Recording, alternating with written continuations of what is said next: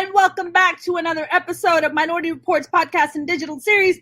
I am your host, Mona Sheikh. You guys, I'm very proud because I voted. That's right, as an American. I practiced my freedom. I want to keep my freedom, so I voted, you guys. So I hope you guys are going out there and voting and not wasting your vote, because your votes count. They count. It means something. We have to hold on to our democracy is what I'm trying to get at. Anyways, today's guest is fabulous, okay? His resume is like a mile long. If I start reading his resume, that's like an hour long. So that's too long. So I'm just going to give you a brief intro about this amazing guest we have today.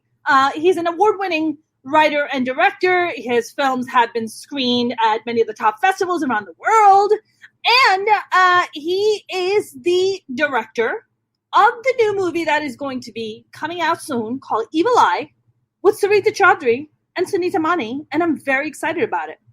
Please welcome Rajeev Dassani. Rajeev, welcome, my friend. How are you? Hi there. Very well. How are you? I'm good, thank you. Man, I'm reading your resume and I'm like, yeah, I gotta take a nap. Like, I totally hear you. Yeah, I'm a bit of a workaholic, and I have to admit, it is. There's a lot of things I do, a lot of hats I wear. It's hard not to kind of keep on trucking, but I enjoy it. So thank you. I mean, it's amazing. Now, Rajeev, you and your brother are twins. We are, yeah. We actually write and direct together, so we're like a directing team. So we co-directed. My brother Rajeev Dassani. We co-directed Evil Eye together. But we're identical twins. We look exactly the same, except that he has long hair right now. So if you see like a making of the film, you'll see I have the short areas of the long hair. That's how you tell us apart. So is that on purpose? So there's no confusion? Is that what that's for? I think so. Yeah. He grew it long a couple of years ago, and it just kind of stuck, and it made sense, because when we were younger, people would confuse us constantly. So it made sense to kind of like have a differentiation. Got it. And so who's older? I'm older by 6 minutes. So 6 minutes. Oh, wow. Very small amount of time. Yeah. he wasn't ready for it. It's usually like a minute or 3 minutes. He's like, that's right. Like 6 minutes. Exactly. Is he late? Is he late to everything, Rajeev, or what's his deal? I think I'm more late than he is, ironically. So I think there's like kind of like a mixed bag of it, Got it. Yeah. And now you guys are born and raised in Nashville, Tennessee. Yeah, we were born in Nashville, but we grew up in North Carolina. So I grew up in like Raleigh and went to college at UNC Chapel Hill. So like, yeah, I'm very much a Southern boy, and I mean, I love it over there, and it was really wonderful to kind of be out there. But I came out to California about 10 years ago, and honestly, I really love it here. And it's honest. I mean, I really enjoy living on the West Coast and have ever since. So it's been fantastic. Yeah. I mean, the lifestyle in Los Angeles is it's almost unfair how much everyone is doing. It's almost like a na to the rest of the country.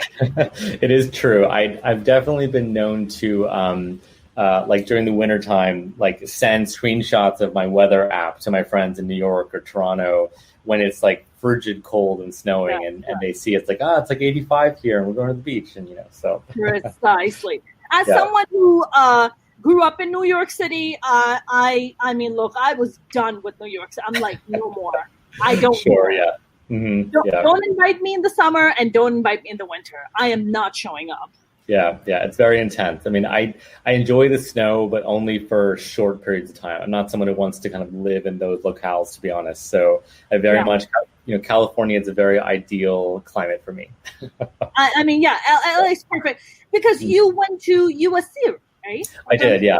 So when I came out here, I went to USC for film school, for grad school. And basically, yeah, it was really an amazing experience. I absolutely loved being there. And so many of my classmates are now filmmakers and executives and CEOs. I mean, it's so crazy. I just pitched on a TV series where the head of television at this big studio was like someone that we were just like palling around. She produced my like short film at USC. So I love that. That's kind of what LA gives you. It's like you sort of have these networks blossom. It's been great. Yeah. I mean, did your brother go to USC too? He didn't. We kind of, we didn't plan it this way, but it ended up working out really well. So when I came out, I went to school, and he essentially started working in the industry directly. So he was working for doing graphics on TV sets and doing various things. And so when I got out of USC, he had made all these connections to producers and line producers and all different people, directors in the business itself. So we kind of merged like my skills and my contacts from school with his contacts from like working on sets, and that also honestly served us really well. We ended up kind of being able to leverage that to a lot of different. I mean, part of why our resume is so long is we worked in a lot of TV shows over the years through both of our connections, which has been really, really great. So yeah, I mean that's amazing. And does he live in LA too, or where does he live? He does, yeah, he does. He lived in Toronto for quite a few years because we were working on the show Covert Affairs that was shooting in Toronto. So, and we were both doing a lot of work on it. So I was in LA, he was in Toronto for like I think 4 or 5 years, but he's now back in LA, and now and of course this year it's been a bit different because of COVID. So everyone's kind of trapped where they are, so to speak. So man, COVID has just really changed everything. Rajeev, how much of a difference are you feeling that COVID has had the impact? Of course, I mean, look, I can tell you as a stand-up comic, like all my shows are canceled, my tours are canceled. Sure. It's really kind of decimated my business. How has it been for you guys? Sure, yeah. It's been very intense. I mean, honestly, it really has affected the industry in a huge way. We got very lucky in that we finished shooting right before kind of quarantine dropped. So we basically finished shooting. We were able to do most of our editing with our editor, Christina Grobler. But basically, he's gonna come back. Basically, just around when we lost post in all our sound and color post over like Zoom and web chat and like that kind of thing. So that was really intense. In terms of the industry itself, it's been tough. I mean, I think everyone is with this weird mix because we do a lot of work for the streaming services. So Amazon, Netflix, these companies, they've had a huge boom because everyone's at home watching TV. But at the same time, it's been much more difficult to shoot. Doing sets in general, it's been harder. All the protocols and quarantines. So in that sense, it's become very complicated to set up a movie, to shoot a TV series. So we are working on things, but everything is harder. Everything's more expensive. And also a lot of things have been developing. So a lot of scripts being written, a lot of TV series being developed. But all the streaming services now have kind of a backlog of scripts and of shows that they've developed. So it's more difficult than it's been to sell to them, whether movies or TV series. So that's kind of been the hardest part, is just trying to figure out how to navigate this new world. So. Right. I mean, I would think that they would want scripts that are more pandemic friendly, like that are like a lot easier to read, right? I mean, it's just like, I have my acting coach / and she's also become a friend, and she was telling me she landed. She's also an actress. She landed a commercial, and literally did Zoom with her. They sent her all the equipment, and her and her husband were the production people. Like they paid her for it. They paid her for their time, for all the production setup and stuff. And I'm like, wow. I'm like, is this the future? Like, sure, yeah. It's a real double-edged sword because you're absolutely right. A lot of things are being shot and set up that are relatively easy to shoot in the sense of like very contained with very few people. There's not a lot of scripts being greenlit right now that have like big crowd scenes or really intense love scenes. But I think on the flip side, I think what's hard for creatives like myself and a lot of showrunners and directors and writers is that we want to be free and creative, and it's hard to be limited. It's hard to kind of say to ourselves, okay, we're only going to do things that are set in very tight locations, and you're only going to do things without kissing or without like love. And it's that kind of thing where it's been filmmaking's always been about restriction and about kind of knowing there's certain things you can and can't do. But I think it has been difficult to kind of face that. And I'm truly hoping that this isn't like a forever thing. I'm truly hoping this is this year and next year, and then we kind of get back to more regular filmmaking. Because it is, it's I mean, like I miss even basic things like, getting together in groups, going to a bar after the shoot, it's like just eating together at lunchtime. All these things are gone basically. And it's just a whole different world. Yep, absolutely. I mean, we just live like, did you hear about Regal Cinema? Like all their thing is like going out of business. And I was like, okay, It's funny because a few years ago, I had a conversation with with a studio executive, and we were having this conversation. She told me that multiplexes were going to disappear in the next 10 years. And I feel like the pandemic has kind of expedited that process. Do you feel the same way, or what are your kind of thoughts on that? Yeah, I mean, it's a very tricky time. I mean, for theaters especially, it's a very difficult time because it's not a cheap business to run. And you're right, people are scared of going to the theaters. I totally understand. I love going to movie theaters. I love the theatrical experience. I'm really hoping that it doesn't go away. I mean, you're right, though, that it has been, the past couple of years has affected it very deeply. I mean, you've had, the onset of kind of streaming movies and kind of better quality television has made it so a lot of people are like, why do I want to spend this much money to go out?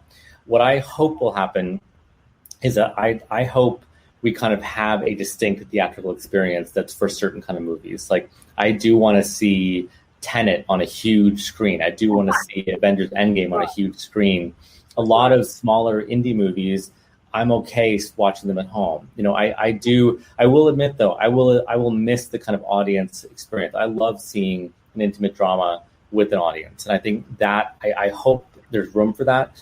I don't think it's going to go away, but I think it will change. I think it has to adapt to the times.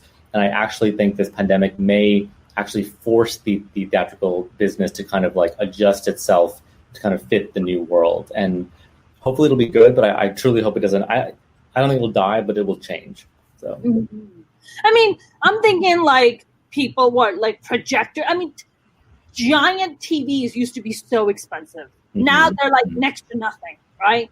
You can get like 72, 75 inch for, I don't know, $600, $500, right? Right. Of course, you'll never have that same experience as like going to the Dome at ArcLight in the middle of Hollywood, Ooh, Rajeev got a little stuck. Right. You'll never have that experience. Am I stuck? Oh my, Rajeev. No. You're good. I just wanted to see how good my acting chops were. Sure. Stuck, but I'm not. Just my mouth is running and everything else is stuck. That'd be hilarious. Like, Mona, did you just have a stroke on camera? It's like, maybe. What happened? Sure, yeah, exactly. Yeah. The thing with theatrical is that I think that the key, though, for me is that it's not really, to me, about the size of the screen. To me, it's really about the audience. I think that's why, some of the real proponents of theatrical really love it. I think Christopher Nolan doesn't want you to be going to a theater because it's a huge screen. I think it's because he wants you to kind of like experience it. Like, I love hearing the gasps of awe or the gasps of joy or laughter or fear. Doing horror films, you're doing them to experience the reaction. Like, something I love more than hearing an audience react in the way that I hope they would react in a theater. And I really miss that more than anything else. I'm really sad that Evil Eye is going to be a online premiere and not a premiere. Yeah. I have to say they're doing an amazing job sort of changing the experience, and it's been kind of incredible watching Amazon's kind of marketing machine create this experience. It's been amazing, but it is quite different than it would have been. It's quite different, than the usual red carpet and stuff. Yeah. I mean, I agree with you. Rajeev, I think the parallel for that would be for me performing at a comedy club or performing in a bigger audience, right? Zoom shows will never, ever come even close to what it's like to get up on stage and interact with an audience of 400 and 800 and 1,000 and 5,000. It will just never compare to it. I recently got, just 2 days ago, yesterday, I got invited to a brand new comedy club that's being built out. It's like top notch, top line. And they were like, you're the first comedian to step on stage. Wow. Baptized, right? I wasn't performing. I was just there to check the venue out and just stepping on stage. And I was like, yeah, you can't, there is no substitution for this. I don't care how awesome the Zoom shows are. So I feel like that's the equivalent of that. I wanted to actually ask you, Rajeev, how the two busy kids who were born in Tennessee and then grew up in Raleigh are just like, you know what, we're twins and we both want to be filmmakers. Like, how does that work?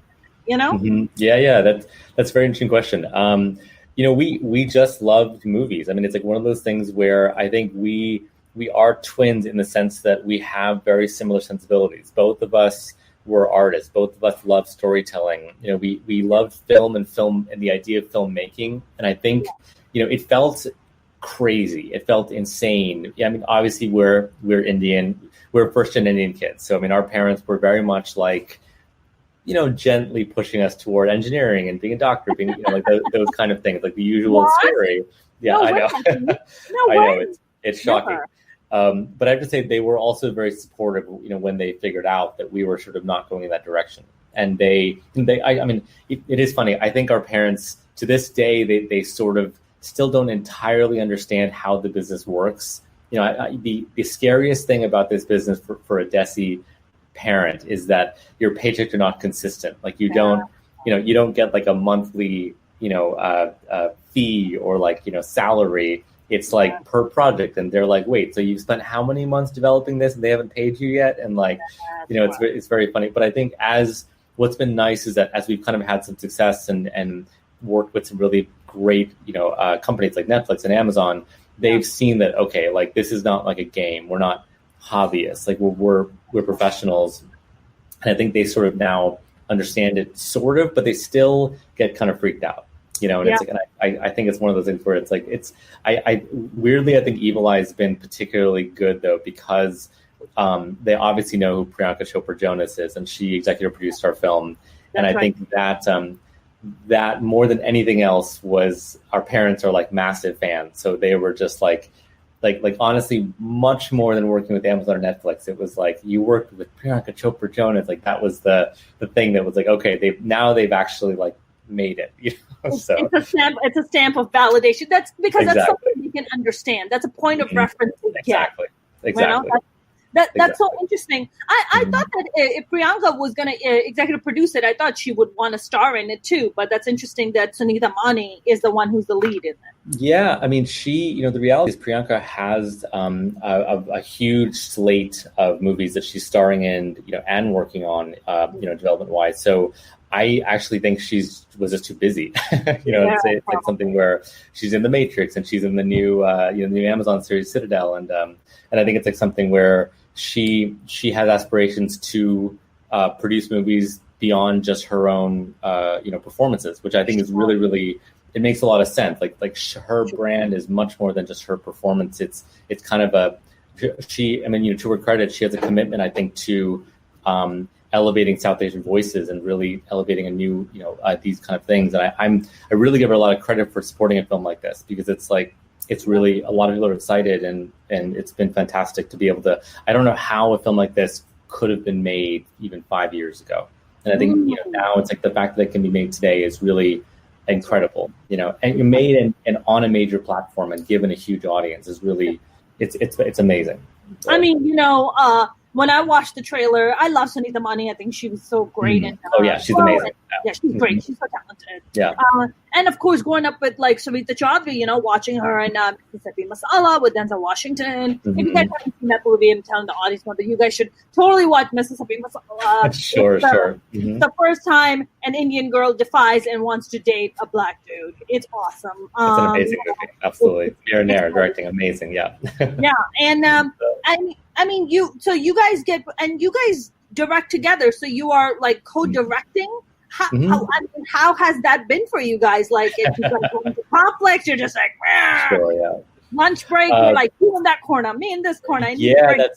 That's interesting. It's so funny you asked that, because this was our first feature film that we directed together, and like the first thing we kind of had to figure out crazily was who would say action on set.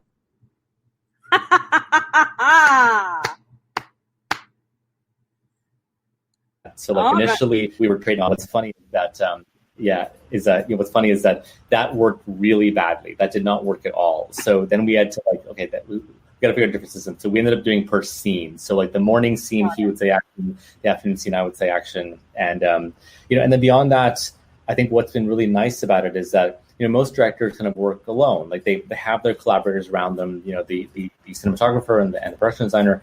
But in our case, we have each other. So even though we our tastes are very similar, but we would often disagree.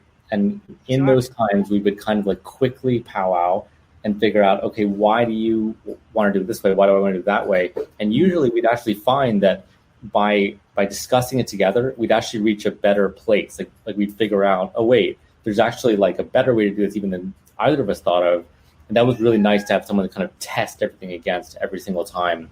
Although a lot of the time we disagreed, and talking to the actors was very easy. It was never really, there was no ego about it. It's just sometimes it'd be him, sometimes it'd be me. It didn't matter. It's like if one of us had something to say, we would just say it. And I think it was a very smooth process. It also helped that we were working with pros. I mean, these are our 4 leads. All of our actors are amazing, but our 4 leads they're just very experienced. Sarita's been on so many sets. Sunita's done amazing work, and Bernard is very experienced. Omar, they just knew what they were doing, and so there was no hand holding needed. Like all of them were really just like got it almost immediately, and any directions we were given were fairly minor. Which is fantastic. Where did you guys shoot? Did you guys shoot this in the South somewhere in LA? What was it? Yeah, we shot almost entirely in New Orleans. Actually one of the challenges of the film is that the film is set half in New Orleans and half in Delhi. But we shot all of the Delhi interior scenes in New Orleans. And so we were actually, our production designer, Ryan Al-Dwyer, had to basically dress locations in New Orleans to look like India. So it was quite wild. I mean, like in terms of the amount of set dressing and props, and even things like he and his team 3D printed special plugs to look like the plugs in India, and like put them on the walls, and like it was really, really wild to see the transformation. The detail. Yeah, absolutely. Because when you see our sets, like our sets were empty, barren spaces before he came in. So the walls were painted, the floors were put down, like all of the sets were custom designed from scratch. So it was really, really an amazing transformation to walk in and kind of see what he had done. And it was great. But it was New Orleans is a fantastic place. The crews are amazing. We loved it. So. Yeah. And this is what, while you guys are shooting the New Orleans part, like the American part, the Indian part is being built out? Basically, yeah, that's pretty much. Although actually, it was actually the reverse. We ended up shooting most of the Indian part first, just for like scheduling reasons. So it was really, during pre-production, we were prepping all of it, and so we ended up shooting most of Sarita and Bernard's scenes first, and then Sunita and Omar's. And what was interesting is, like the majority of the film actually occurs over phone calls. The original audio play that was written by Madhuri Shekhar was actually entirely phone calls. It was all phone calls, mostly between India and America. So one of our challenges in the film was, first of all, how to make phone calls cinematic, and then 2, how to even shoot the scenes, because often you would have Sarita doing a scene, a very intense emotional scene opposite her daughter, but Sunita was not on set. So, Sunita had not even arrived in New Orleans yet. So we actually had another actress, this woman, Tosh Dur, who was fantastic, play the opposite parts, opposite the actors. So she played kind of Sunita's part against Sarita. And then when we did Sunita's scene, she then played Sarita's part against Sunita. It was quite wild to watch. But it all kind of worked out really, really well in the end. And it fit together really closely. But it was quite a challenge to kind of make it all function. So. I mean, it looks amazing. I know that Blumhouse has been really stepping up their game. Like they were really just stepping up their game. I am not a big horror fan, but I do love good suspenseful films. I did love was it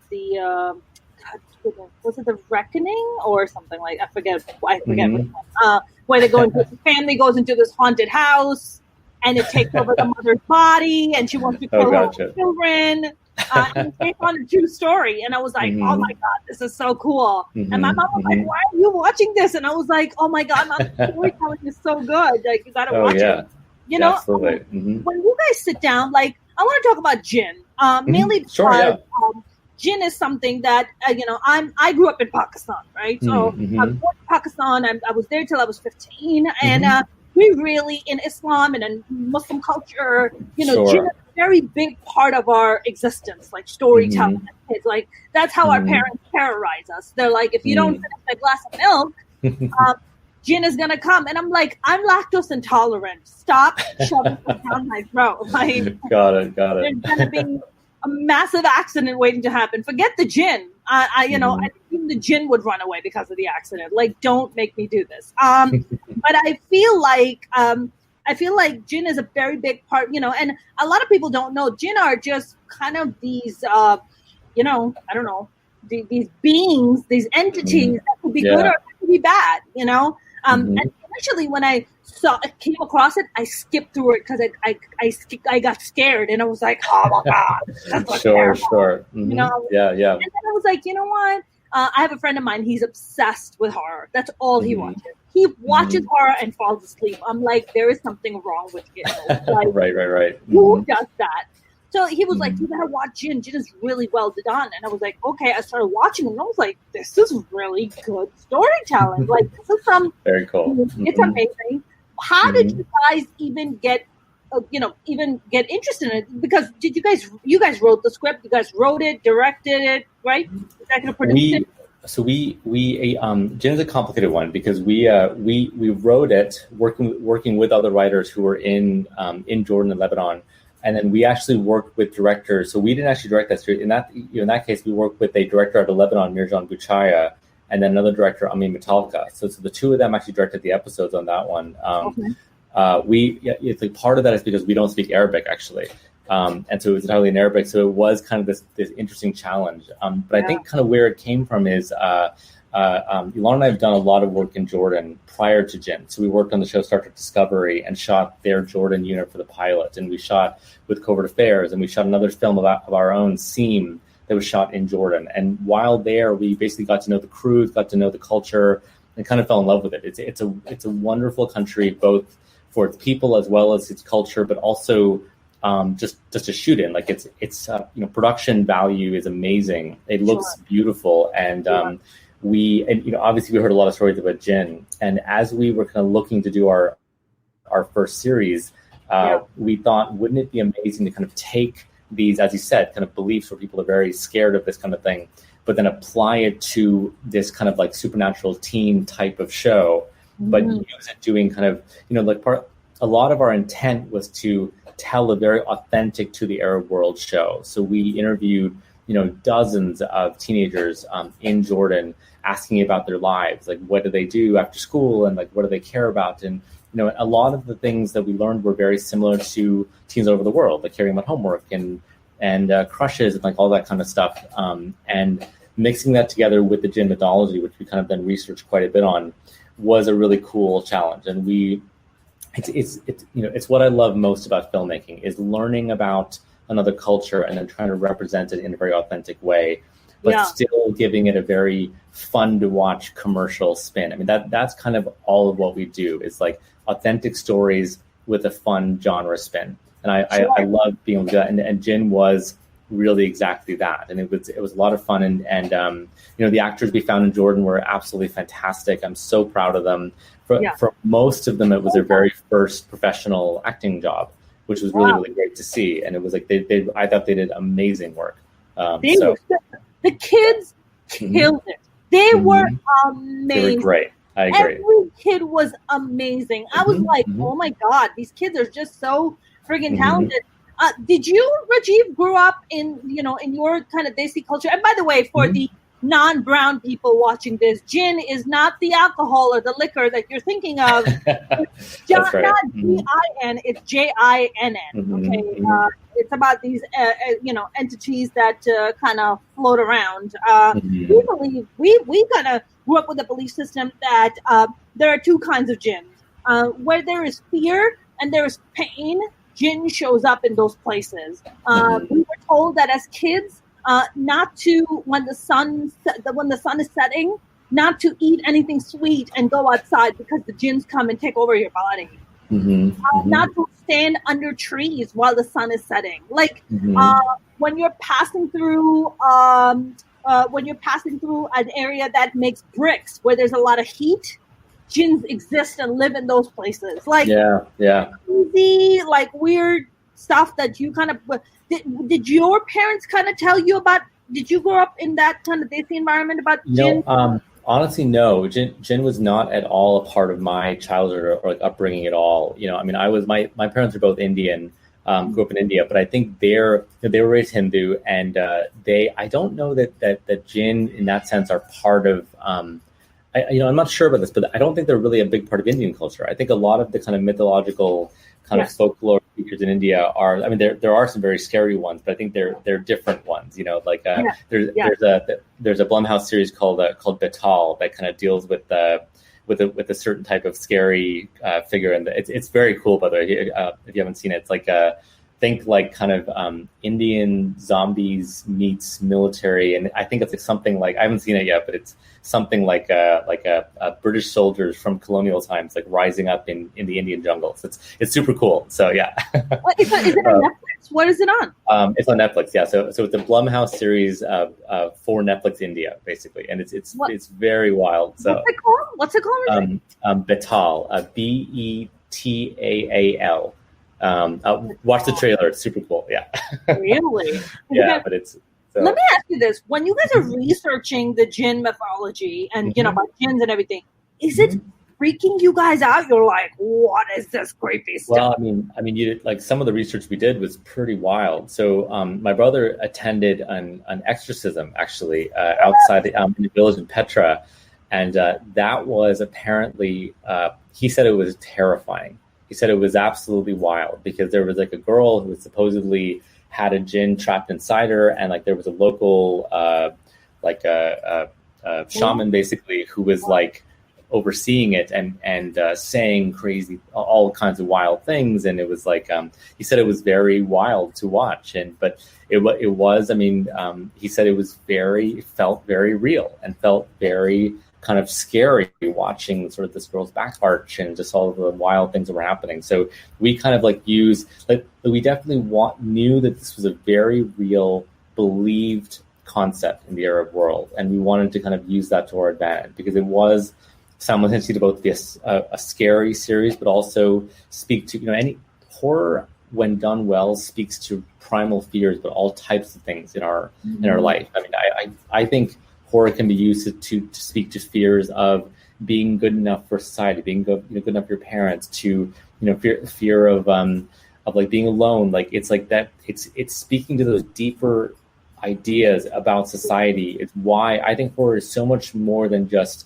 being scary. It's about kind of tapping into something and commenting on it. And so through Jinn, we were commenting on conflict. We had different jinn with kind of different philosophies based on we look back at like we almost thought about one jinn as sort of like a Roman era jinn versus like a sort of a more Greek era jinn, and I mean it sounds wild, but like thinking about the different governmental philosophies and how they went about kind of like manipulating and using our teenagers was very much part of our thought process in thinking about it. And also it was great because our local team, so the writers and directors and producers who were in Jordan and Lebanon really brought a lot to the table. They brought their own childhood experiences of Jinn and their cultural understanding to the table to kind of speak to it and be very authentic of it. And that was lovely to be able to kind of work with them together. It was really, really great. So. That's amazing. I mean, it's just, and what got you guys even interested in Jinn? Like, did you just come across it by accident? Some friends told you about it? Like, what you were like, what? This sounds really creepy. Let's do this. That's a good question. I mean, really, it was just being in Jordan. I've done a lot of shooting in the Wadi Rum, which is sort of this massive, incredible kind of desert canyon area of Jordan. It's where they shot The Martian with Matt Damon, where they've shot a bunch of really wild, kind of often alien planets, actually, because it's such a wild place. But there's a lot of stories about Jinn in this area. It's a very kind of desolate canyon, and when you're there, you're sort of out alone, and there's nothing around you for like dozens of miles. And the Bedouins who kind of help you while you're shooting there told us stories basically about kind of like, oh, that rock over there, you got to be careful because there's like Jinn who will people have wandered off and like fallen off cliffs because of that they hear the Jinn coming. And so we heard a lot of these amazing stories from the Bedouin tribes we worked very closely with, because you they help you navigate these regions. And when we shot in Petra as well.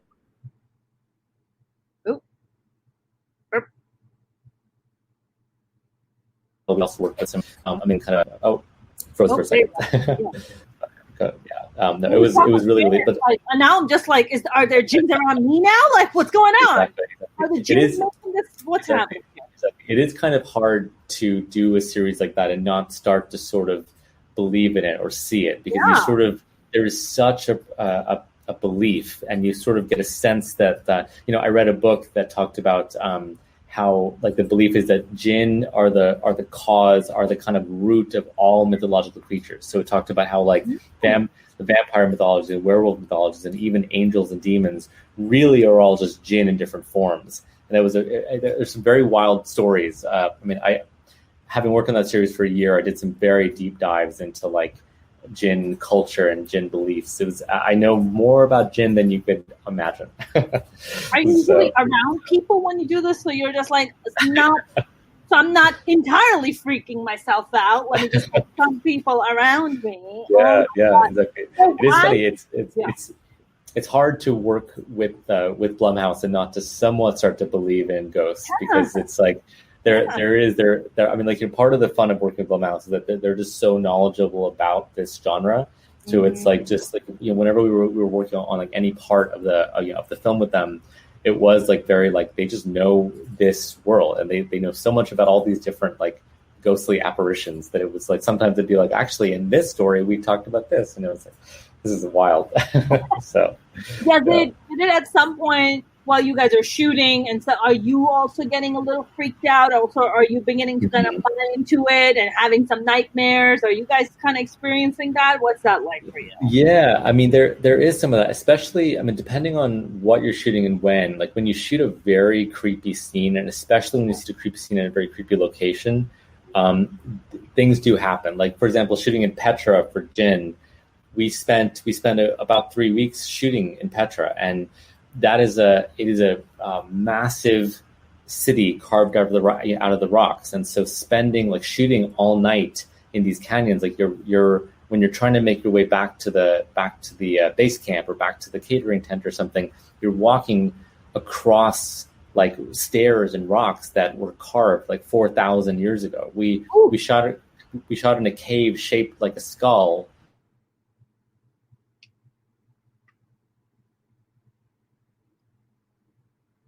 That was like walls.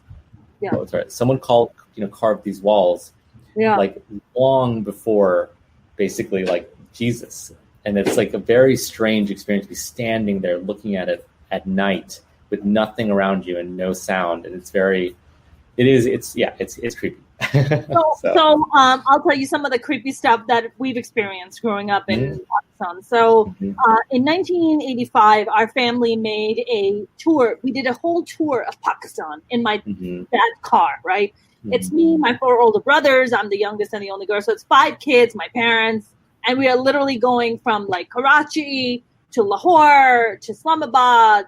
And then we're going out to these really crazy rural parts of Pakistan that you have to be batshit crazy to explore. I don't know why the hell. My dad was like, we're going to have a vacation. I'm like, this is a death trap. Like, what? Gotcha. And I remember our car getting stuck in this tiny little river. And it's just 5 of us and my mom and my dad. And we can't seem to get the car out, and the sun is setting. And we're like, if we're stuck here, like, we're screwed. Like, I don't know how we're going to get through this. So my mom has always been a very religious person. So she's sitting there and she's doing all these prayers. And these 2 guys show up, completely faces covered. You cannot see their faces, just their tiny little eyes. And they're like, what's going on? And my dad's like, we're stuck. We're with the children and we don't know what to do. And they're like, no problem. We'll help you lift the car out, right? They lift the car to help us get to the other side. And my dad goes to them, what are you out here for at this hour? Because the sun's setting. And they're like, oh, we're looking to shoot birds. To get birds. At, like, sunset? Interesting. Right? And as we're, like, getting in the car and we're driving off, we can't find them. They're nowhere to be found. We turn around, we can't find them, right? And my mom tells all these kind of like these spooky stories, you know. I remember again, we were passing through and got stuck in front of this river, right? This river, nighttime, roaring river, right? So my dad goes, let me see how powerful the river is. So he ties a rope around his waist, ties it on the bumper of the car, and tries to get near turns the headlights on. I remember this so distinctly. And he's trying to step into the water. And as he's about to step into the water, he sees a giant tire of a truck rolling through. Oh my gosh.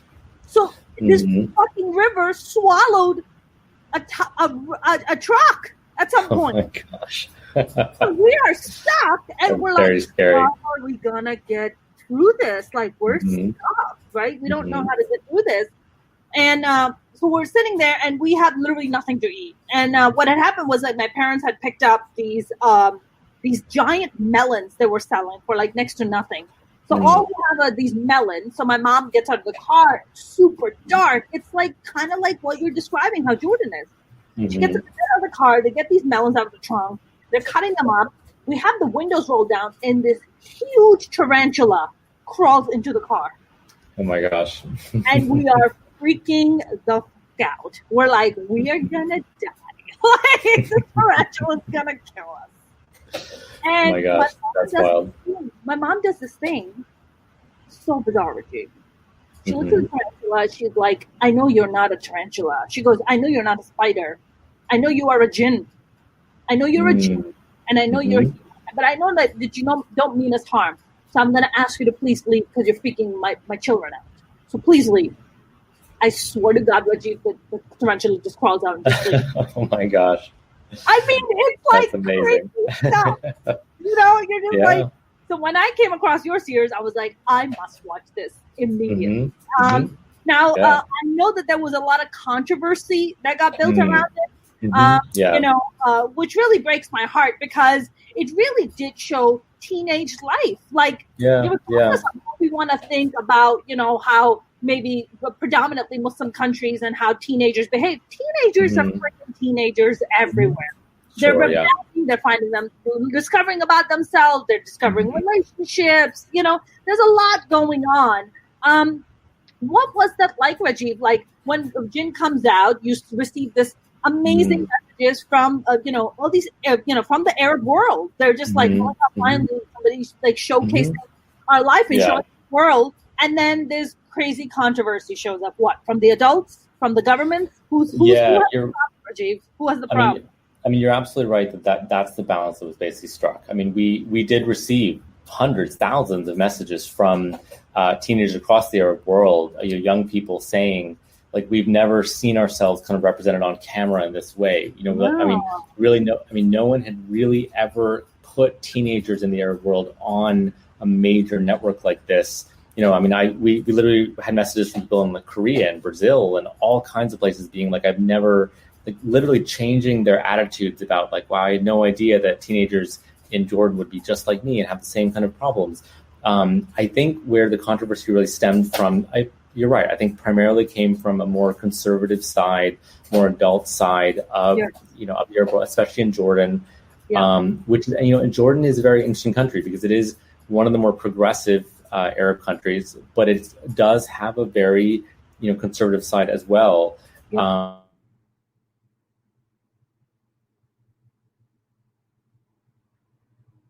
And I think what was the most heartbreaking, believing that there's a very fine balance between being respectful of the culture, but also being authentic and kind of being provocative and being interesting and breaking boundaries, I think is important. But I do think there is a responsibility, you know, to be respectful. And I think it was a very difficult line to walk. And I can't really say for certain that we walked it, you know, I mean, correctly, given that there was a big outcry. I mean, the outcry, I think, primarily came from, I think the message that it was the hardest to see was Jordanian adults, certain adults online saying, like, our teens don't act like this. Like, our teens don't kiss each other. Our teens don't drink. Our teens don't, you know, various things. And I think that was, you know, something where it's like, I just know for a fact because I literally witnessed it. I literally or didn't witness it, but I literally heard testimonials from teens of various different, because I think the other thing about Jordan too is that there is a difference in terms of the economic level of a school, and sort of in terms of how, it does tend to be that the slightly more affluent schools do tend to be a little bit more Western in the kind of how much men and women interact and dating and like that kind of thing. And I will say that we kind of modeled our series more on a more affluent school, because we wanted to kind of show this sort of slightly more kind of like I would say provocative side, you know what I mean? But it was never meant to, it was never, like we never designed it to be sort of we weren't trying to offend anybody. Our goal was simply to kind of represent what we heard and what we saw. And we really, so many teens, they asked us, they begged us really, like, just show us like having the same, like being like teens anywhere else, and the kind of interesting irony of it is that like other shows like, Game of Thrones is very popular in Jordan, Gossip Girl and Riverdale, and like these kind of shows are very popular in Jordan. So it's, Game of Thrones? It's very popular. So it's like, it's one of those things. See, this is the thing. No, because the thing about it is that I think what we kind of ran into is this sense that, it's totally fine as long as it's not our kids, so to speak. You know what I mean? So it's like, of course, American kids do all these things, but there was a sense from certain people, and honestly, I'll give a lot of credit to lots of people, I think, like didn't feel this way, but I think as tends to happen, it's that the loudest voices kind of are the ones that sort of, get heard. But there were plenty of other people very supportive who loved the series, and plenty of adults as well who said like, we totally appreciate that sort of like, like pushing back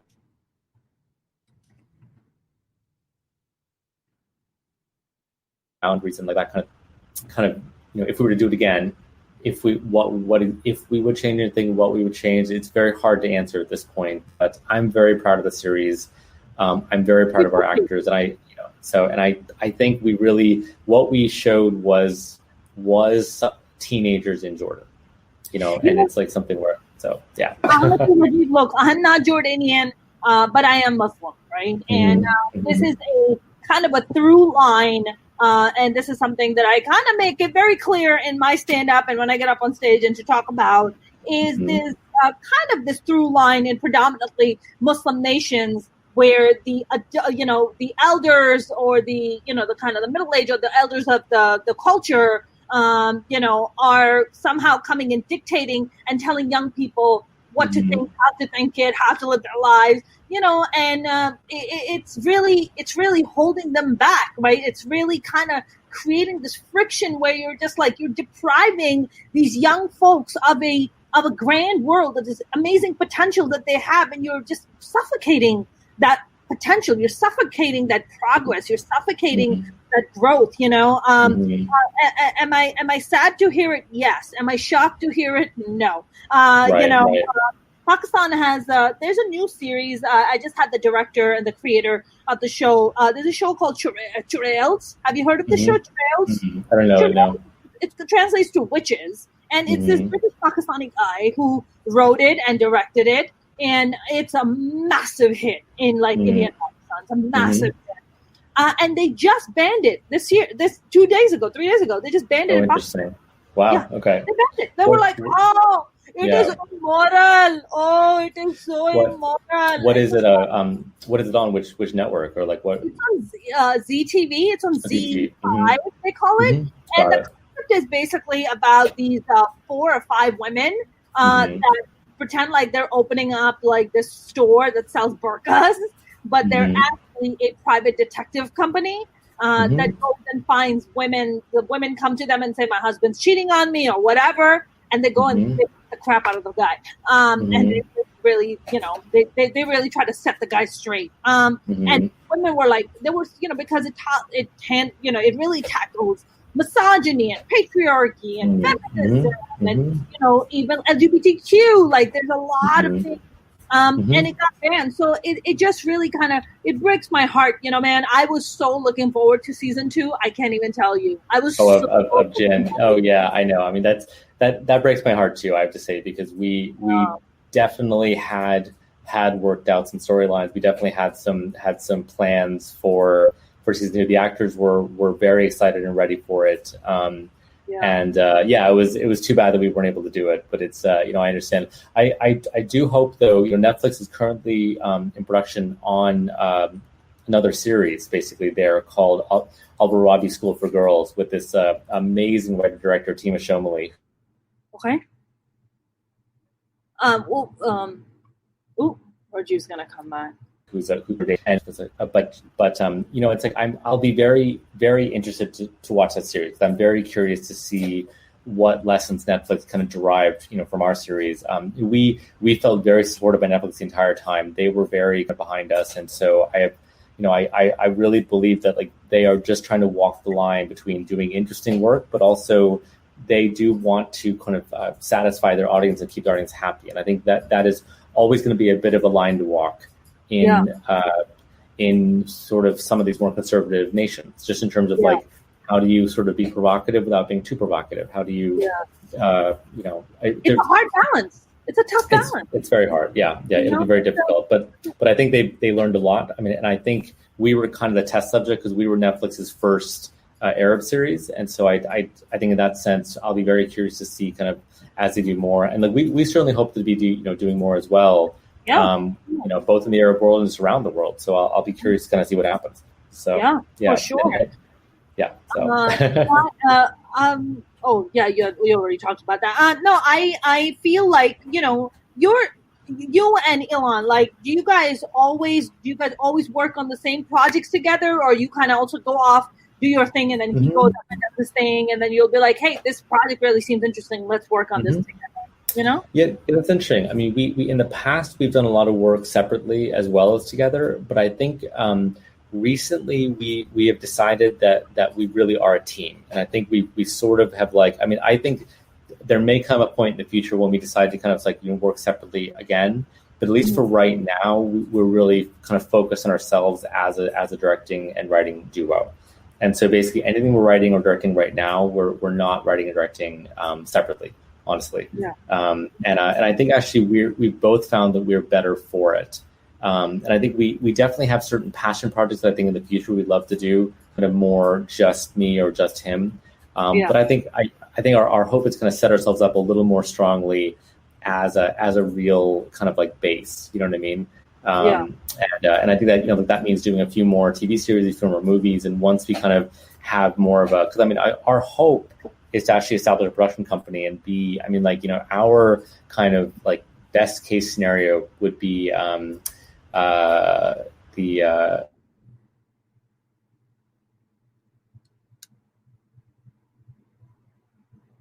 sorry, I can't believe I can't remember their name. Anyway, they're absolutely amazing, but their company Agbo now produces films and TV series and all different things, and that's kind of ideally where we want to be getting to. Where we're producing things, we kind of have more of a base under us, and then we kind of go from there. So that's kind of what. So we have some projects that we're just producing right now that we're not necessarily writing or directing, even though that's primarily what we're doing. So right.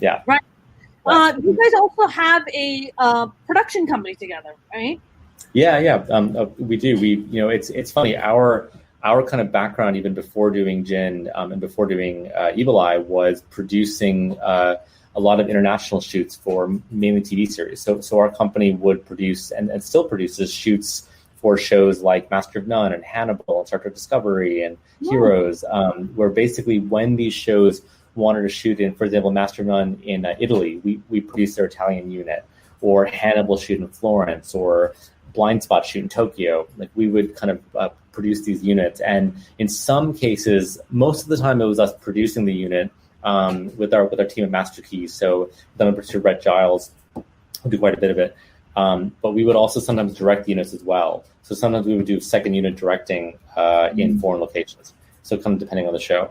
And that's kind of so. And we really, what was wonderful is it really helped us understand how to kind of manage what a professional TV shoot kind of requires, which is kind of making your day, making your budget, and also often shooting in places that are very wild. I mean, like, doing a shoot in Sri Lanka when we had never shot there before, you have to kind of figure it out, like find the right team on the ground there and find out how do the crews work. And there's a lot of, like there's kind of a battle always to kind of figure out how does a particular place work, which I really enjoy. Like I love shooting internationally because there is something about going to a place you've never been before and kind of shooting a movie. It's amazing. So yeah, I mean, you sound like you're more on like the critical thinking part, right? Like you like.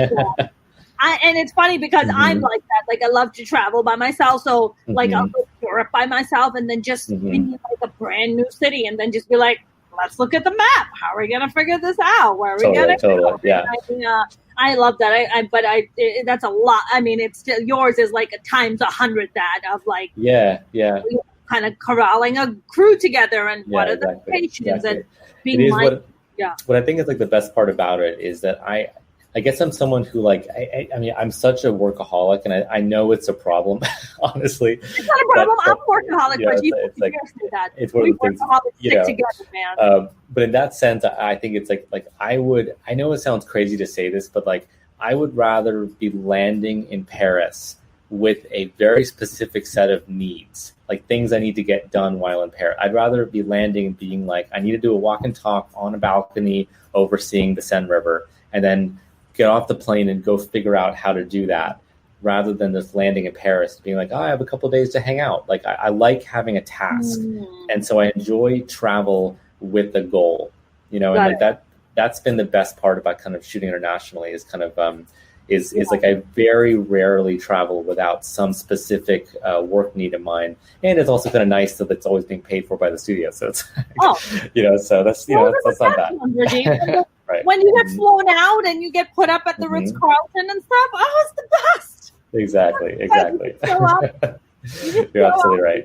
And then you're just like just hanging out. That's absolutely right.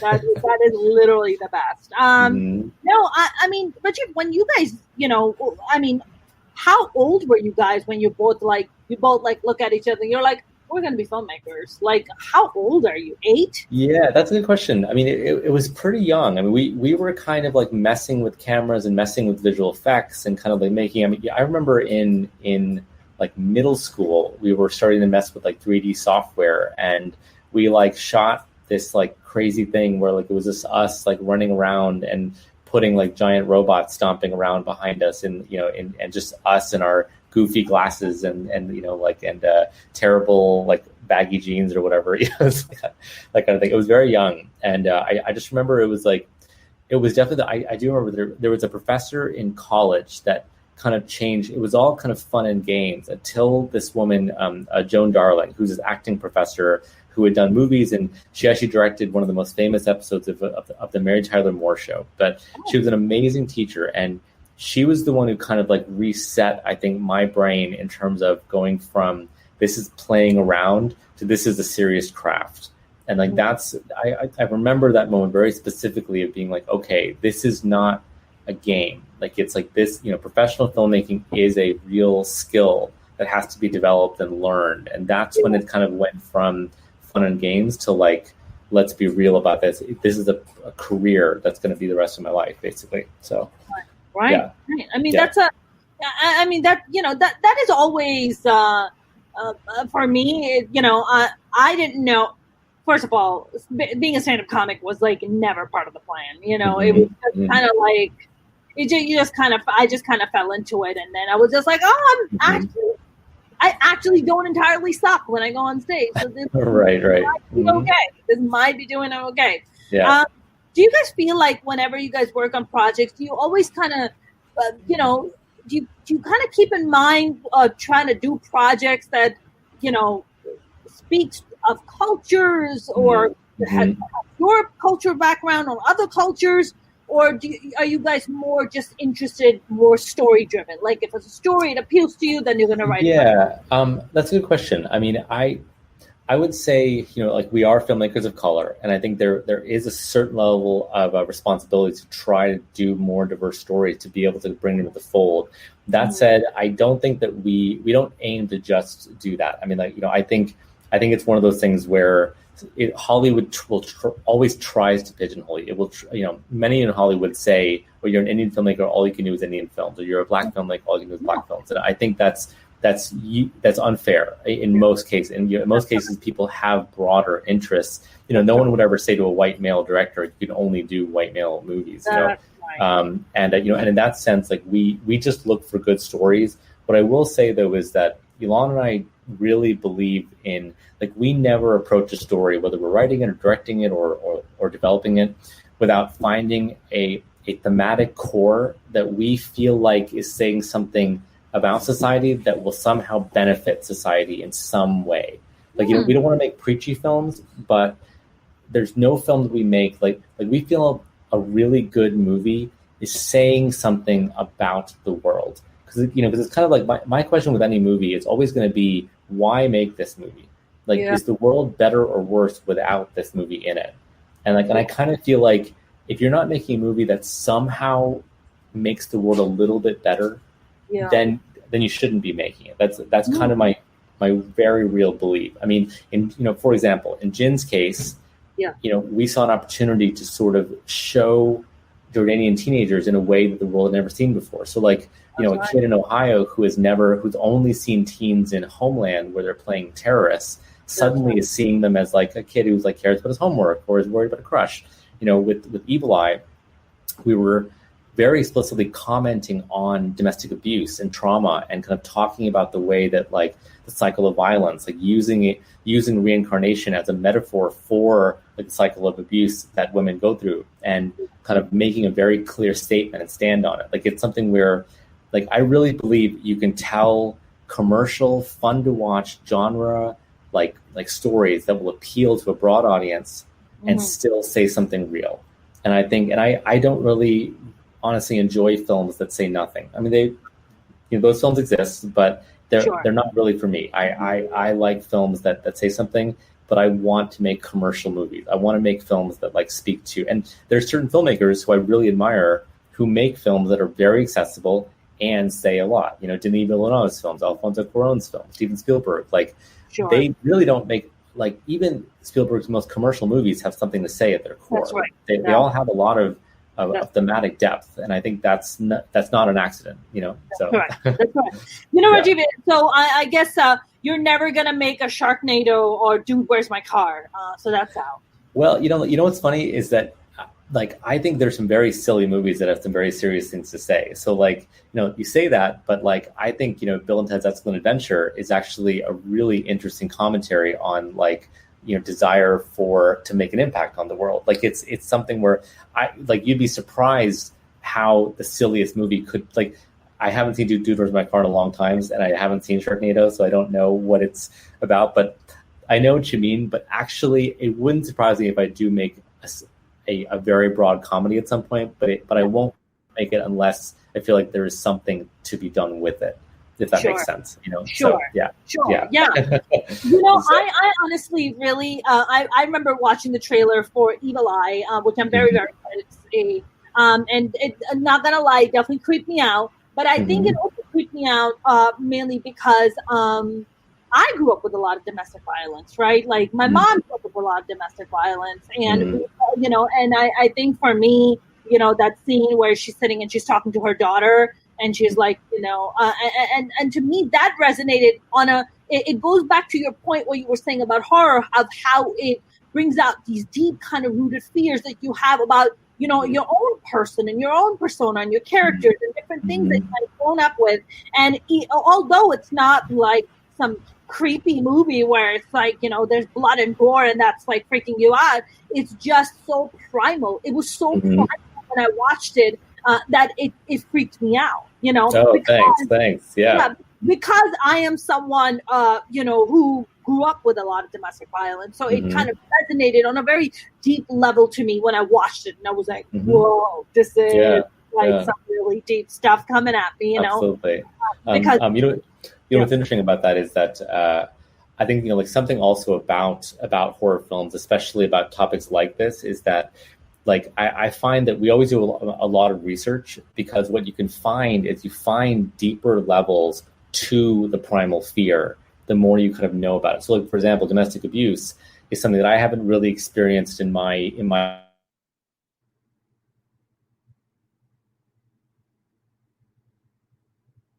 personal direct life. What if I? Oh wait, less than it's not been a part of my life, which thankfully.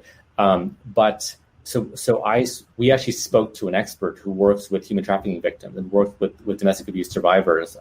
This woman, Dr. Samantha Saleh, who basically she helped us understand that domestic abuse goes way beyond the kind of stereotype of the guy in the wife beater or like hitting a woman. Like there's all this kind of psychological manipulation, financial isolation, gaslighting, kind of isolating you from your friends, like all these different tactics that in many ways can seem like good things, can seem to someone's benefit, but in reality they're like designed to kind of like isolate a woman and make her feel dependent on her abuser, which is part of why abuse cycles. And I think that was already present in the script from Madhuri Shekhar, but it helped us so much to understand these things because we often found opportunities to highlight them or to say, so like if you watch the movie, you'll see things that you'll initially think, wow, that actually seems like a good thing he's doing. But then when you'll rewatch it and think back and realize, oh wait, that was totally a manipulation. And I think that's it was a way to kind of like speak to it in a way that's much more insidious and much more terrifying because it's so much more real than just blood and gore and violence, So yes, that's right. That's right. Because it is so, and it's also very kind of everyday, right? Mm-hmm. It's not like this blood and gore, but it's also kind of everyday where it's just like, wow, I've experienced that in my life. Like I know what that's like to grow up with somebody who is, emotionally that manipulative. Who has a complete control of your life, and they can destroy you, kind of find to like weave your way out of it without getting destroyed, Totally. I will say though, for all the horror fans out there is plenty of blood and gore in the movie, so there is definitely violence, as well as the. I thought it was all emotional. Exactly, there is its fair share of very intense violence, I must say. But well, I'm really going to it. So when is it being released, Rajeev? It comes out October 13th on Amazon Prime, and it'll be coming out. So yes, that's 1 week from. So it's basically 5 days from now, Tuesday of next week. And by the way, there are drive-in events being held all over the United States. Where people can go see it, actually hosted for free by Amazon. So they're free screenings with popcorn, and there's actually cool posters that you can deliver. And there's like these really cool watch events being held a couple of days later where you can kind of like live watch and go through these like cool virtual rooms and things. It's really an amazing array of different things that they're doing. It's fantastic. So that is amazing. Yeah, super cool. Yeah. Are you what are your kind of future plans, yours and Elon's, to like the kind of content that you guys want to kind of tackle? And do you guys want to eventually be like studio heads? Like, is that kind of your thing? No. We honestly, I think we want to keep making movies. I think our hope is to keep making TV shows and films, primarily. I think as directors, writers, and producers, and I think our hope is to make genre stories that are very character driven with a lot of intelligence that sort of speak to something real. I think that'll always be kind of our mandate. So telling supernatural, sci-fi, action, but with very grounded drama and speaking of something real. And I think our hope would be to basically have a production company that both produces their own films, but also supports other filmmakers. I think the best case scenario would be in a position of someone like we're working with the Justin Lin on a project, and his company, and as an example. And so Lin directs his own movies, but he's just producing this project that we're working with him on, and so it's something where like it would be like I love that idea of like supporting up and coming filmmakers and like supporting a diverse roster of talent. People of color, women, as well as but as well as white men. I think it's something where I love the idea of just having a very diverse array of projects with different people, as well as my own projects that I'm developing. I think that's our hope And I think if I had to kind of like name one director that we'd love to be doing their kind of work, I think it would be Denis Villeneuve. I think it's like, I'd love to be able to go from Sicario to Dune. Like that would be from Arrival to Blade Runner. I mean, that would be the best case scenario, So, that is so crazy. I was just going to talk about Sicario with you. Mm-hmm. Yeah, I'm a huge fan of that film and just his work in general. And I think being able to kind of ride that line, or like Alfonso Cuarón, someone who I also admire a great deal. And I think I love the idea of doing a Harry Potter movie. I love the idea of doing, Y Tu Mamá También. I mean, I think it's that kind of range that it's very rare that someone does both, but I would happily be doing Marvel movies. I mean, I think that's where we want to be going, is like bringing intelligence to these kind of like commercial projects, but also doing intimate movies as well. And so that's the goal. That's the hope anyway. I mean, it all sounds amazing, and it all sounds very doable, Rajeev. I mean, you guys have had long enough of a resume and establish yourself enough to be able to go and tackle these bigger projects. I really don't see why not. But do you ever before the pandemic do you guys ever like sit down and watch your stuff on the big screen and are like, I can't watch my stuff? Like, do you guys go through that? Because I go through that. I'm like, I can't watch. Yeah. I know it sounds weird, but I know a lot of people who can't watch certain material. I've heard that Adam Driver and Woody Allen can't, like, they like literally just like when they're done, they just can't watch it. I'm not like that. I sort of enjoy, even though like whenever I watch my own work, I'm constantly thinking about things I wish I had done differently. I'm constantly thinking about, I wish I had shot this shot, or I feel like this moment's too slow, or this doesn't work. But that said, I enjoy watching it because it really helps me, I think, get a sense of, okay, I know what this is and I know how I want to be better. I'm constantly self-criticizing. I never want to kind of be satisfied with anything. So it helps me to go back and watch my earlier work. Evil Eye, I will watch, at the drive-in. I will watch again during the watch party, and I will watch it. And I will, because honestly, I enjoy the parts that work, and I very much like, and also I think I also find that I enjoy admiring the work of my collaborators. So I enjoy watching how great the cinematography is because of our DP Yaron Levy. I enjoy the costumes, but you like Colin, I enjoy the brush design. It's just like they're like when you work with great collaborators, film allows you to enjoy their work. And I think that's part of why I will never act. I'm not an in front of the camera person. I'm a behind the camera person. So I think I would be like you if I was acting. I would not want to watch myself act. But direct, I'll watch. Exactly. Yeah, I guess that would be a lot different for me. It's just like sometimes I watch my stand-up stuff, or I'm just like, I can't watch it. Yeah, I totally understand. I listen to it. I'm a very auditory person. I'm not. I'm visual. I'm secondary, but I'm more auditory. So for me, it's all about just listening. Like I just want to listen to what's going on. Got it. It's always fascinating to me about can we just talk about Sicario for 1 minute, please? Yeah, sure, absolutely. Like obsessed. So I remember watching the first one, and I'm like, what is this badass movie? And I'm like, how the hell is he going to top this one? This is amazing. It's like perfect. How is he going to? Wrong. Mona's wrong. Comes up with Sicario 2, and I was like, oh my God, Sicario 2 is even better than Sicario. The first one. I have not seen 2 yet, so but I love the first one. Yeah. Oh, dude. I'll check it out. Oh my goodness! Wow, it's just amazing. I watch a movie like Sicario, and I kind of, as a creative person, look at that, and I'm like, man, I'd love to see like a movie like that.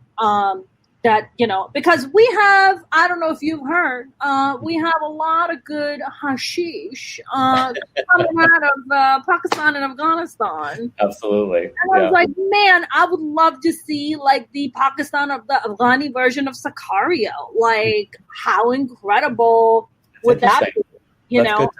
Yeah, I mean that I think there's real opportunity for that kind of thing, because I agree with you. I think there is, we've seen a certain type of story done by Hollywood. Most drug stories tend to do with like the U.S.-Mexico border, or like cocaine trade or narcos, which I'm a huge fan of. I mean, I love a lot of those stories. But you're right. Like I think telling those kind of movies, but in different settings we haven't seen before. Like I love the idea of seeing. I would like happily watch a Afghanistan, Pakistan set Sicario type of story that's commenting on the cultural setting and the drug trade and like kind of the like particular challenges of that place. I think like trick is always going to be what's these like knowing what's specific about that, like why is it interesting, what's interesting about, and of course it is interesting, but it's the why. The why is always the question. It's why every project, especially when it deals with culture, I want to understand what is specific about it, because I think the more I really believe the more specific you are, the more universal a story becomes. I think when you try and make something that's sort of too general, it kind of pleases nobody. Like we go to the movies to be given a window into something, and so I love the idea of like, I mean, that sounds awesome. So and I'll look into see. You're welcome, Rajeev. You're welcome, my friend. Absolutely. Got a lot of cool more ideas coming out of this noggin right here. They usually don't come out, but once in a while they do. Absolutely. Usually most of the time. No, I mean, I listen. I'm a fan of yours. I'm a fan of your brothers, and I think what you guys have, single-handedly. And you know what I absolutely love is that you guys are very, and as you are right now, like you guys are very humble about it. There's no like this. Yeah, we're like these people. Brawly guys, you guys are just like, yeah, we do like big shit and we're black teachers, like cool, and I mean, there's nothing I dislike more in Hollywood than people kind of putting on airs and like pretension. Like I can always tell at a Hollywood party or something when someone kind of thinks high themselves. Like I do what I do, I care about what I do. It is. I know how incredibly difficult it is to navigate this business. To get anything made is so hard. I feel so lucky to be able to have done anything, and I'm sort of always, I'm always aware that like you have to fight to make things that are great. It's so difficult, and so I never want to forget that. I don't ever want to be in a position where I feel so kind of successful or protected that somehow I forget that, because I think like the minute you forget that, your work suffers as a result. And I just care about making great work. So, and I think the work matters more than the ego. So, Yep. I 100% agree. And now, what kind of? I mean, I know you. I'm sure you have projects that you are working on. Maybe some of them are top notch and top secret. Sure. But are you guys? I mean, shooting is completely grounded right now, right, with you? I mean, it's not totally grounded. We've had a couple things. We've actually shot even something very small that we shot a couple months ago. But in LA, in LA, overseas. But in LA, but done under kind of COVID protocols. I mean, things are very difficult right now. They are overseas. It's easier.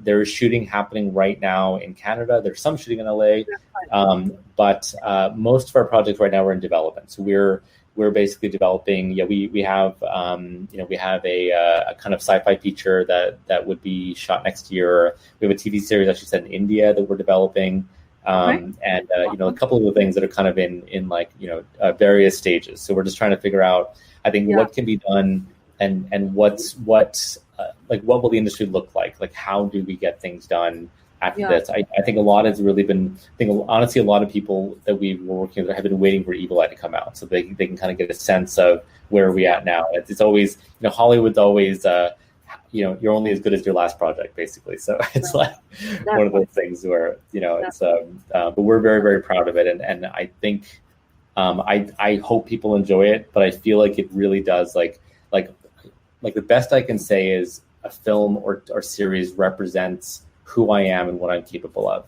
and like, as long as I can say that, I basically am satisfied, because I just want to be able to say, this is what I can do. If you want to work with me or on one of my projects, that's great. Like, I don't want to pretend like I'm something I'm not. So like my films, I think, represent me, and Elon I think feels the same. And that's what's nice. It's nice to have a body of work, a small one, that said, this is who we are. We want to keep going. So No, I mean it's great. Are you guys more focused on television? Are you guys more focused on film? What's kind of like, or is it just? I think it's both. I mean, I would say we have done both. And I think we really enjoyed making a feature. I mean, there is something very kind of like focused about it. I think what's wonderful is that you can tell longer narratives. Like you can kind of tell a broader story. So I think we love the idea of both. I think it really depends on the project. We are developing both, and I think we'd love to be directing both. What I will say is that even though we've done a lot of writing as well as directing, I think we see ourselves primarily as directors. So I think in that sense, features are more of a director's medium, whereas television tends to be more of a writer's medium. You know, like the showrunner, the head writer. Right.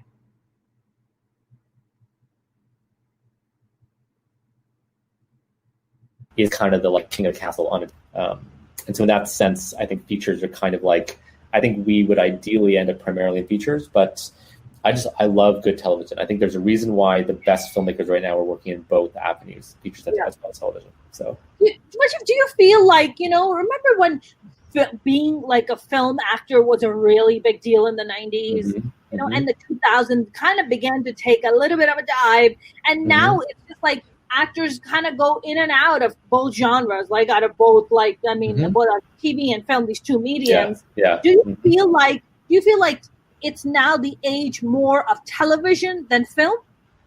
I think it's both. I mean, I actually think there's not the difference between the two is lessening quite a bit. I think that, that we're getting TV series that have filmic, basically production value and quality. I think they're kind of ebbing into each other. So I almost feel like the idea of you being just one or just the other is kind of going away. And like, and I also think you're right that there's a level to which the kind of like celebrity driven series, it's still there. Like the idea of a movie being grounded by Robert Downey Jr. or like something like that, it's still there, but I think it's lessening.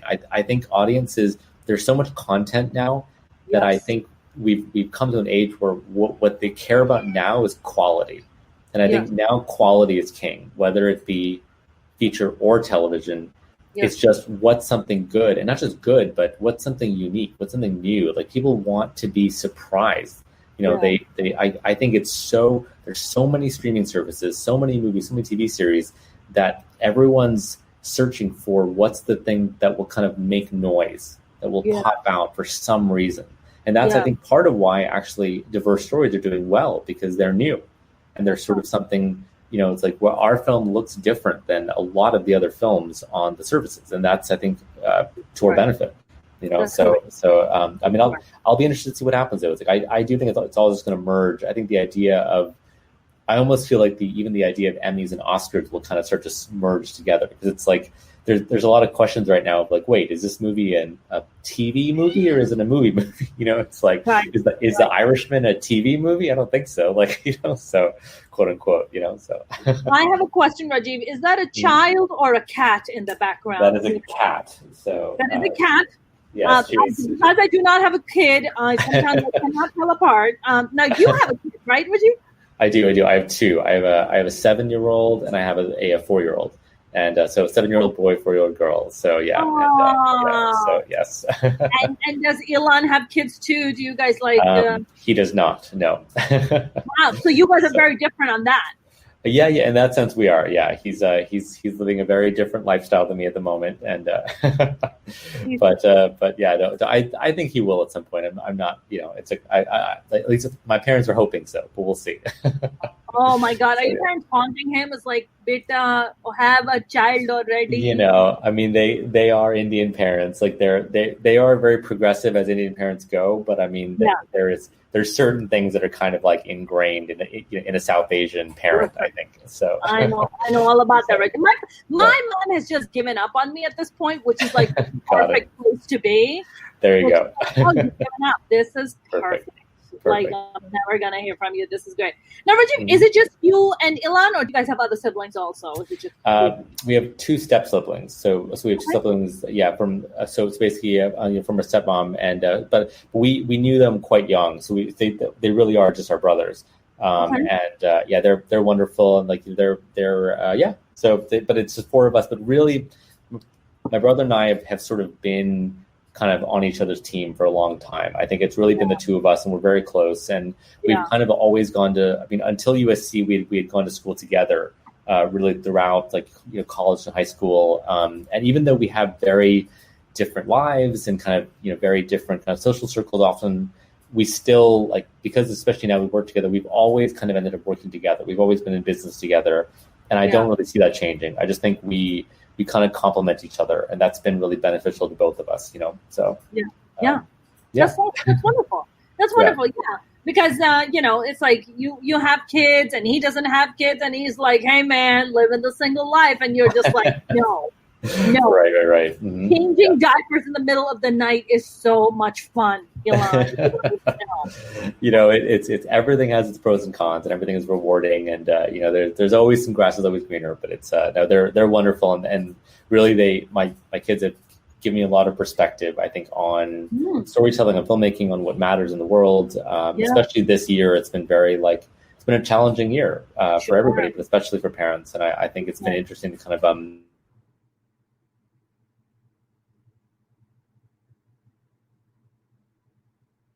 observe that and try and figure out. Absolutely.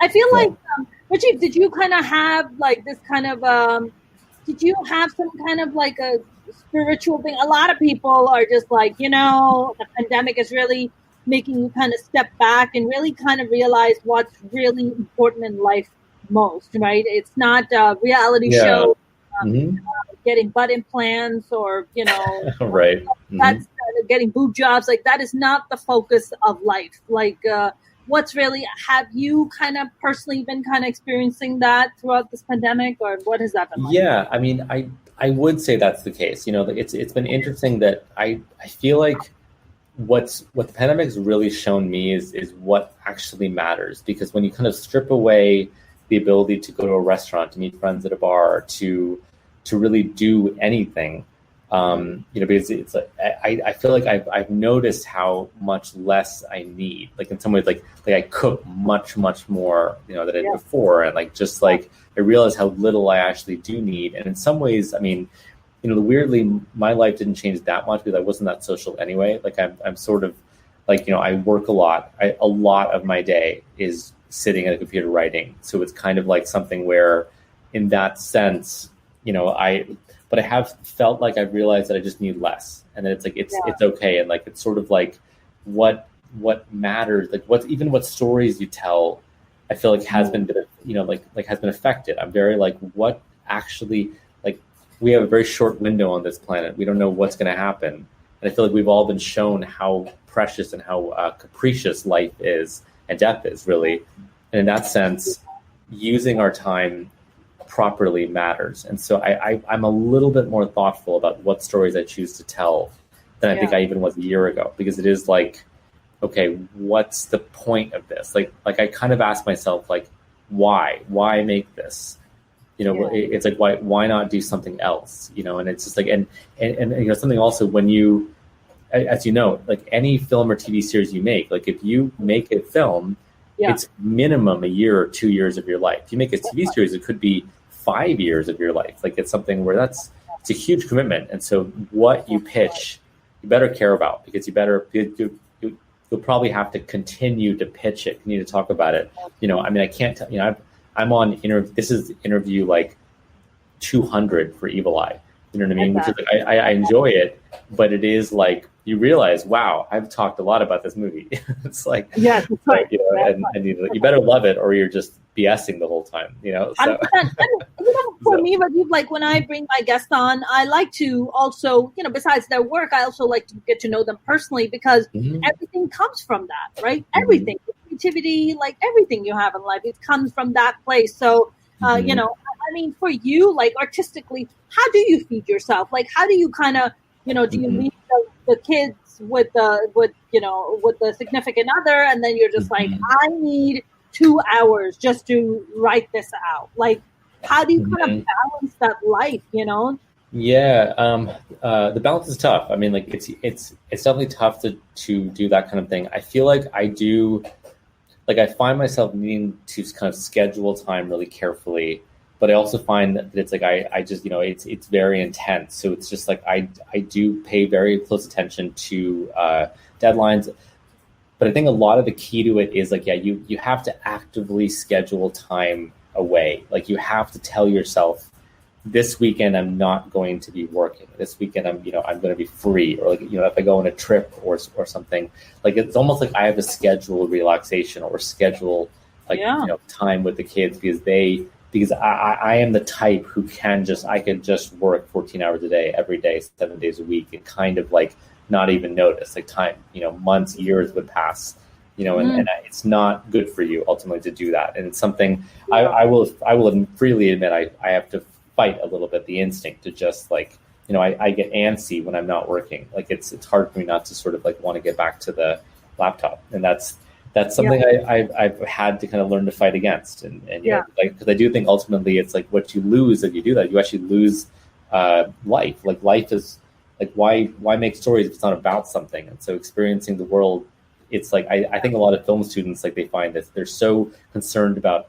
being a filmmaker, they forget that you need to, like something in your life has to inform what you're doing. Like you have to care about something and know about something. You know what I mean? Yeah. Like otherwise, what are you making films about? So, that's right. That's right. So, yeah. I mean, for me, I don't think I've ever felt so mortal before. I don't think I've ever been so aware of my finite time on this planet. Mm-hmm. I don't think I've ever kind of valued health so much. Yeah. Because when you're young, you're just like, oh, I'm young, I'm healthy, and this and that. And then COVID, this pandemic comes along, and then young people. I have a friend of mine, young guy, got COVID. Left lung of his has collapsed permanently. Wow. He has breathing problems for the rest of his life. Mm-hmm. And you're just like, wow, this is very, very real. Like this is something that you can just have, or you can die from it. Like this is like death is very, very prominent in a way that I don't think it has ever been for the rest of the world together in modern times, right? Mm-hmm. Like we haven't had the bubonic plague, right? Yeah, you're right. You're right. Everybody is just like, wow, we are in this death journey together, right? Mm-hmm. There's a death lurking everywhere. It might not affect you, but it may affect, your parent or your uncle or somebody, It's just like, we've never faced something that was on a global scale, because it's something where I think a lot of other countries, and I think it's something Americans actually like we're facing for real for the first time in a long time. Where it's like it's been a long time since we're seeing Americans actively die. So I think we unfortunately have a capacity to kind of not think about war or famine or illness in other countries, and I think that's unfortunate. And I actually feel like this experience has shown us that the entire world can be affected by something. We could be affected, and as you said, it does matter, and it hopefully helps us have a bit more empathy for our fellow human being. I mean, you're absolutely right, and I'm definitely more aware of my health and of others, and just being more cautious. And honestly, it makes me crazy seeing people being careless, because every time I go out to the grocery store and I see crowds of 20-somethings not wearing masks on Melrose, it makes me nuts. It's like I'm just like, this is crazy. It's just like how I know they feel like they're indestructible, but knowing that they're putting others at risk, and that they may be fine, but they might kill someone's grandmother is like. It's really unfortunate. I feel very frustrated by that, but absolutely. And you guys have little kids, so you guys have to be even extra cautious, right? Mm-hmm. It's like, nobody's coming home. Just wave goodbye. Just drive by and just wave, and you can just give me a call, right? And you're just extra cautious about everything. Well, I'm gonna start wrapping up, man. Thank you. I mean, this has been such a great conversation, Rajeev. I'm so glad. You're so kind for coming on. And I know the last time I communicated with you was back in 2011. Sure. No, it's amazing. I know it's like many years ago, but no, it's been a real pleasure. And thank you for, it was just fun to chat. And, it's great. I am so excited. So October 13th, Evil Eyes coming out on Amazon Prime. Mm-hmm. Exactly. It'll be there. And and actually it's part of an entire block of films. So it's part of a slate of interesting, diverse horror thrillers, and they're all fantastic. I've seen them all. So the first four are Evil Eye, The Lie, Black Box, and Nocturne, and we're airing at the same night as a film called Nocturne, and they're all fascinating. I recommend checking them all out, and all produced by Blumhouse and Amazon. So, and are they Are they all like spooky as hell? Do I have to have someone next to me while I watch them? They are all scary in different ways. Yes, that's right. How much weed do I have to smoke just to go to sleep and not have nightmares with you? Probably a fair amount, depending on the film, and some are trippier than others. I think I would definitely say Nocturne and Black Box are pretty trippy. The Lie is very good. It's a different kind of trippy and dark. So they're just all kind of different like levels. Okay, so I'm not sleeping basically. Exactly. But they're all, I will say these are all like it's a buzzword these, but they're all elevated thrillers. They're all very sophisticated dramas. They're kind of not silly slashers or something like that. These are like very good movies. So it's like something where, like, for those who like a drama, I think you'll also be satisfied. These aren't just quote unquote scary movies. So sure. They have all these multi dimensions to them. Absolutely. So Rajeev, this is wonderful. Rajeev, do you like people to follow you on social media or? Absolutely. Yeah. No, I'm totally a social media person. I'm definitely one of the people who likes interacting with an audience of the people. So please feel free to follow me on Instagram and Twitter, and please. So. What's your handle or what's your? Oh yeah. My handle is my last name Dassani R. So at Dassani R, both on Instagram and Twitter. And so very awesome. Cool. Rajeev, you were so awesome, man. Thank you very much for joining. This was great. Thank you so much. Appreciate it. All right, I will see you soon, my friend. Thank you. Cool. Bye. That was the wonderful and amazing Rajeev Dassani. I had a fabulous time talking to him. I'm sure you did too. So if you haven't followed me on YouTube yet, please do. You can go to my YouTube channel and follow me there. I am literally at the verge of hitting 600 subscribers. So if you haven't hit subscribe to my channel, please do. It would mean the world to me. I will be back tomorrow, 6:15 Pacific. Actually, no, I lied. I will be back tomorrow at 11 a.m. Oh, it's a little early. I know. I'm sorry, regular viewers. 11 a.m. Pacific, because I have a friend calling in from London. He is fabulous. He is doing some groundbreaking stuff when it comes to really,